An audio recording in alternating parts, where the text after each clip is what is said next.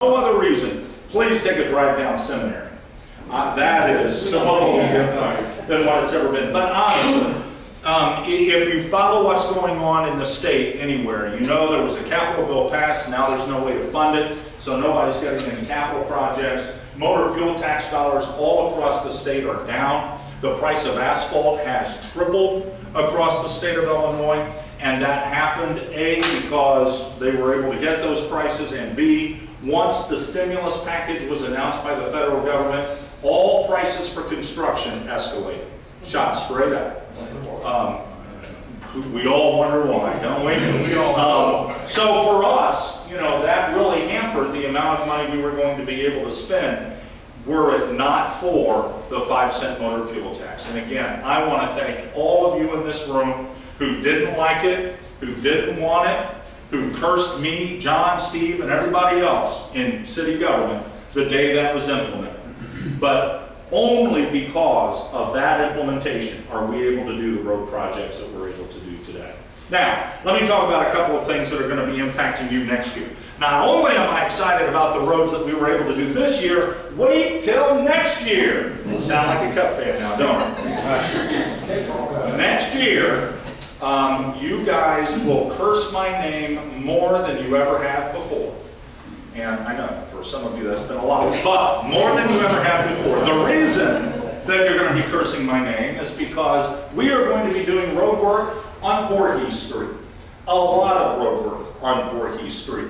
From Jackson Street all the way down to the railroad tracks. Where the bridge is now, most of you may or may not be aware that bridge has been deemed hazardous for vehicles over 12 tons, which hopefully for your vehicles that means nothing, but for fire trucks, for snow plows, for automated solid waste trucks, that makes a difference. We are right on the border. IDOT has given us 5 years to fix the problem. Here's what we're going to do. We went to the state of Illinois thanks to State Representative Bill Black. He was able to get us $500,000 in state funds.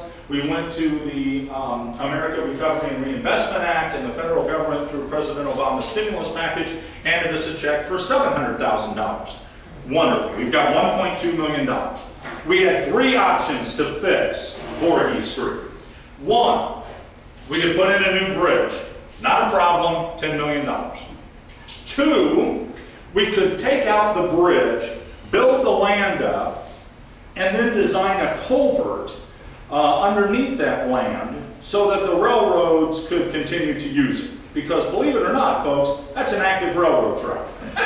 Now, I know what you're thinking, but Scott, there's 4 miles of rail missing there. I know, but to the railroad company, that's an active track.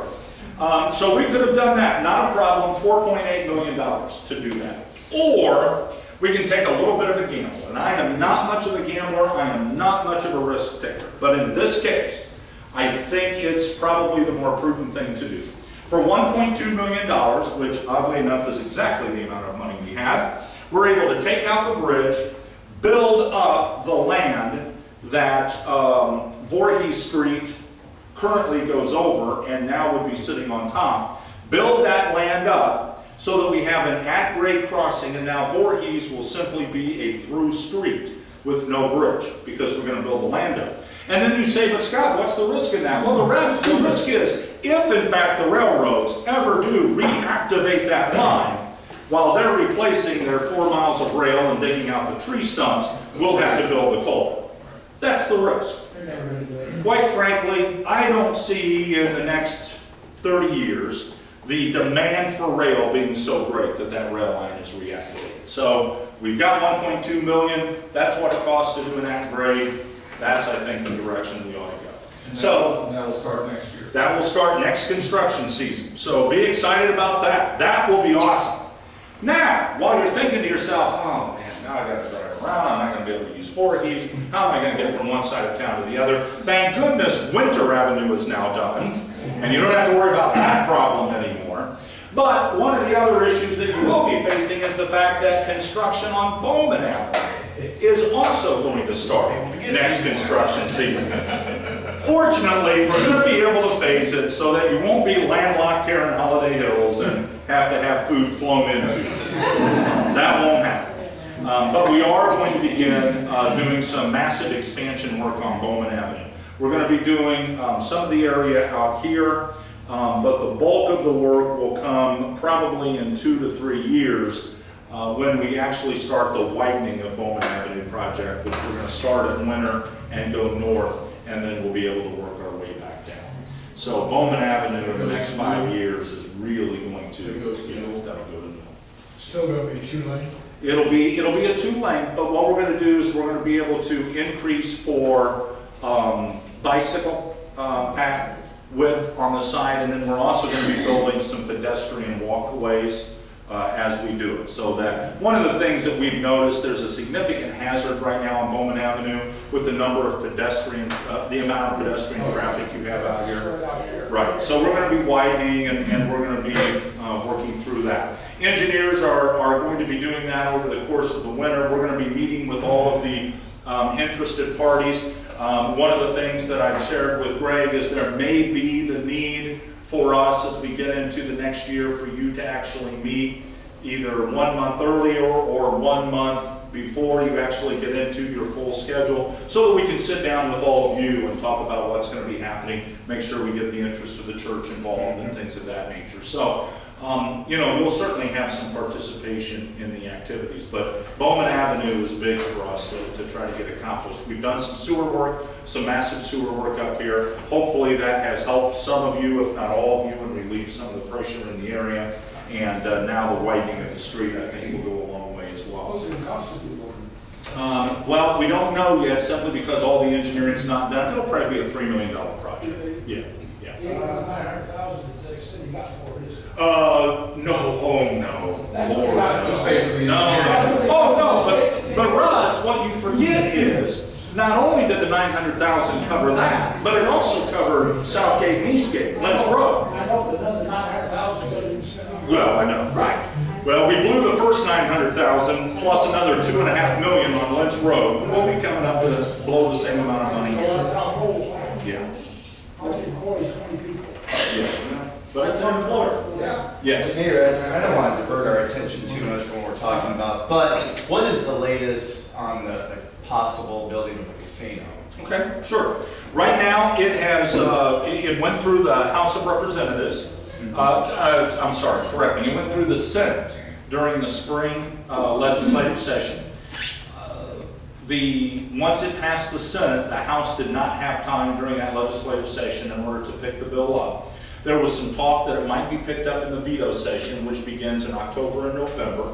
That is highly unlikely because of some other bills that they're going to have to deal with, which have implementation beginning in January. That means that it will probably be taken up by the House in January or February. They'll have discussions at that point, and quite frankly, what I'll tell you is the discussion will be whether or not the state of Illinois wants a capital bill or not. There are limited ways to fund the capital bill.